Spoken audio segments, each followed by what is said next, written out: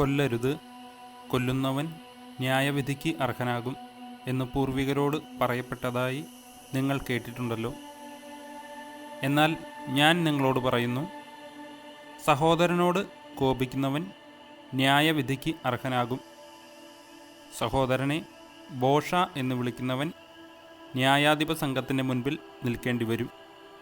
വിഡ്ഢി എന്ന് വിളിക്കുന്നവനാകട്ടെ നരകാഗ്നിക്ക് ഇരയായിത്തീരും.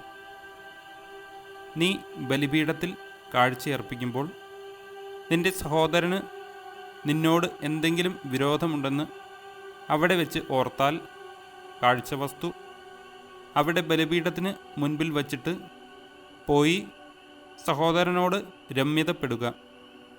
പിന്നെ വന്ന് കാഴ്ചയർപ്പിക്കുക. നീ പ്രതിയോഗിയോട് വഴിക്ക് വെച്ച് തന്നെ വേഗം രമ്യതപ്പെട്ടുകൊള്ളുക. അല്ലെങ്കിൽ പ്രതിയോഗി നിന്നെ ന്യായാധിപനും ന്യായാധിപൻ സേവകനും ഏൽപ്പിച്ചു കൊടുക്കും. അങ്ങനെ നീ കാരാഗൃഹത്തിൽ അടയ്ക്കപ്പെടും.